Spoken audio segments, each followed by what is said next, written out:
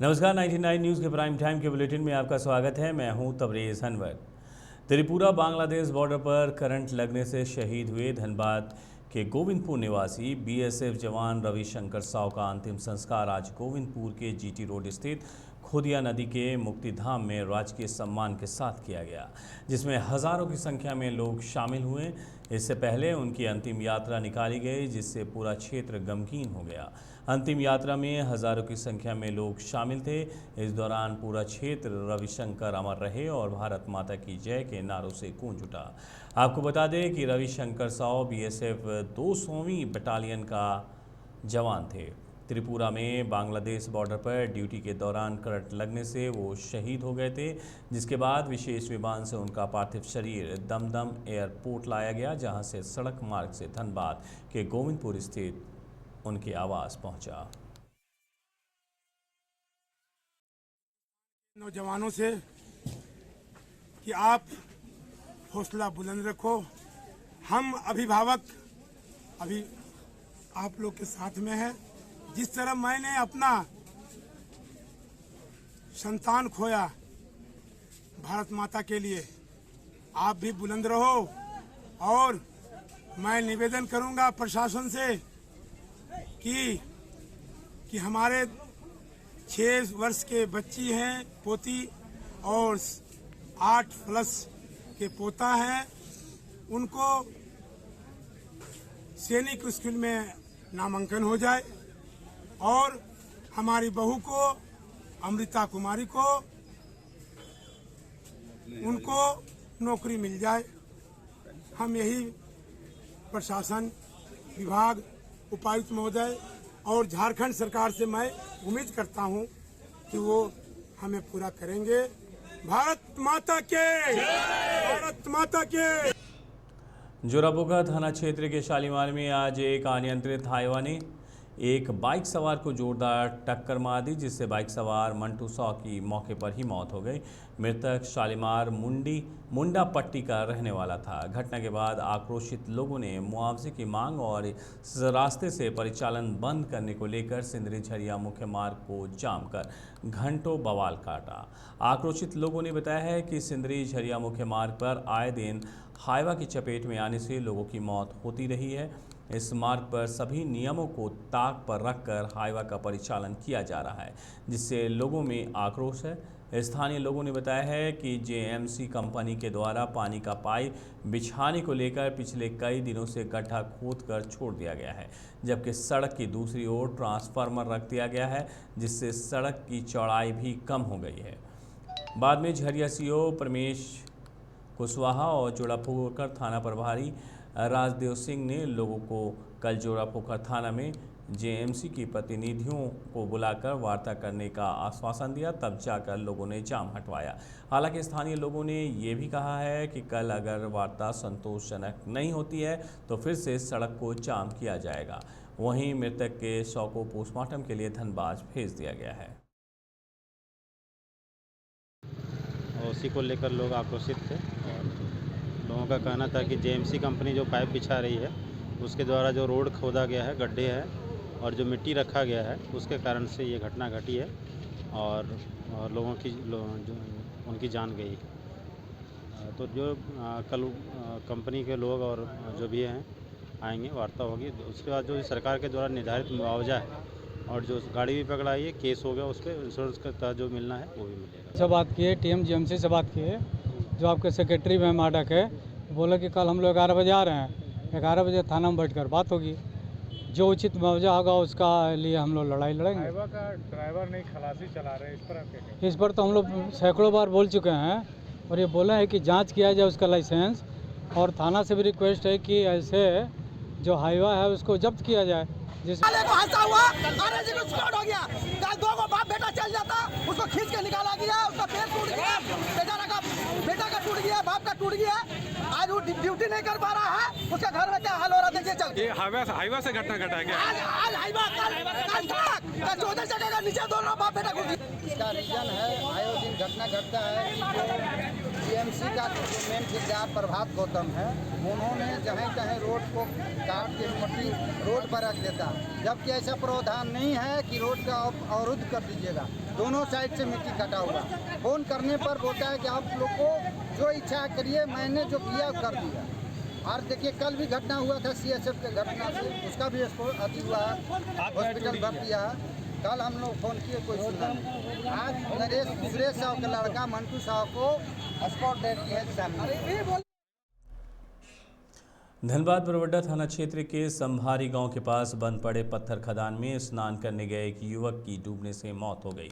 घटना के बाद स्थानीय ग्रामीणों ने शव को पानी से बाहर निकालने का घंटों प्रयास किया, पर युवक का कोई पता नहीं चल पाया। ये खदान काफ़ी गहरा है, जिसकी वजह से शव का पता नहीं चल पाया। डूबने वाला युवक वासेपुर का रहने वाला बताया जा रहा है। घटनास्थल पर भारी संख्या में ग्रामीणों की भीड़ लगी हुई है। गोताखोर को बुलाया गया है। शव निकालने की कोशिश अभी जारी है।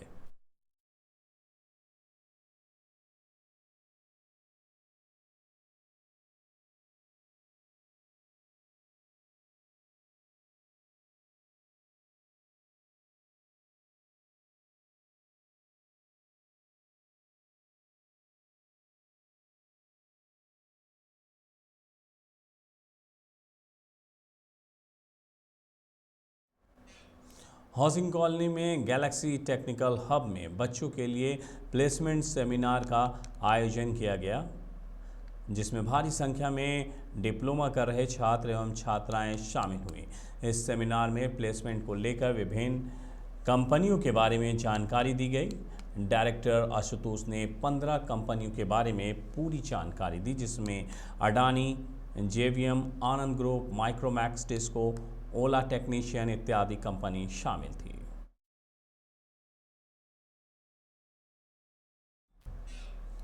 मनईटांड़ के माड़ी गोदाम के रहने वाली एक महिला ने अपने पिता के खिलाफ संपत्ति विवाद को लेकर लिखित महिला थाना में शिकायत दर्ज कराई है।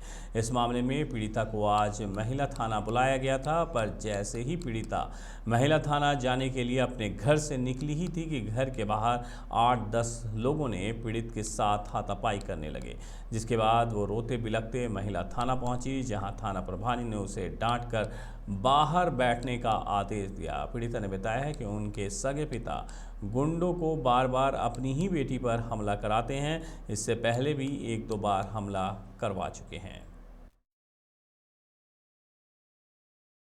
जो मेरे अपने सगे पिता और मेरी सौतेली बहन बिपाशा दत्ता, मेरी सौतेली माँ, ये लोग मिल करके प्लान कर रही है कि जहाँ भी ये लड़की रहेगी पैसा खिला के आदमी को छोड़ दिया जाए इसके ऊपर और इसको मार दिया जाए। कहाँ रहती है? कहाँ रहती है? माड़ी को हम अपने सगी माँ के साथ रह रही।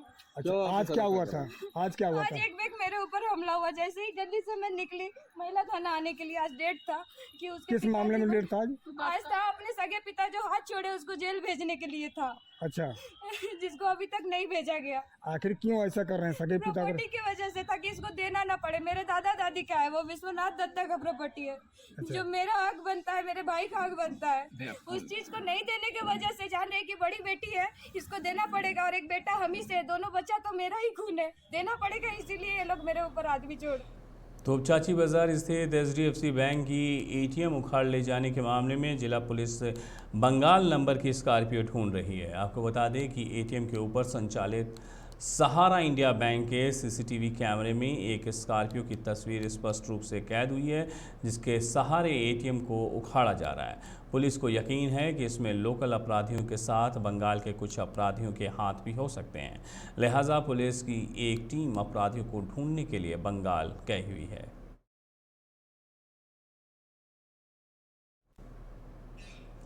बागमारा के महुदा में स्कूल नहीं जाने वाले किशोरियों को अब गांव में ही माध्यमिक तक की शिक्षा और कौशल विकास का प्रशिक्षण दिया जाएगा।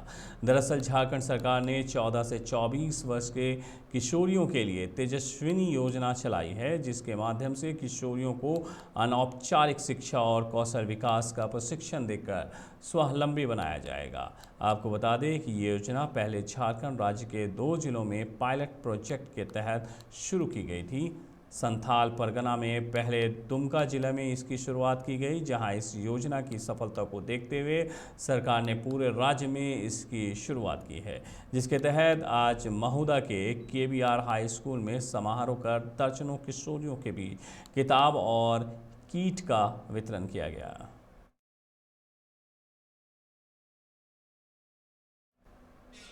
बागमारा के महुदा थाना क्षेत्र स्थित भुरंगिया शिव मंदिर के पीछे BCCL क्वार्टर में रहने वाले घनश्याम सिंह के 32 वर्षीय बेटे चंदन कुमार सिंह ने आम के पेड़ से फांसी लगाकर अपनी जान दे दी। मृतक के परिजनों ने बताया कि उसका मानसिक संतुलन ठीक नहीं था।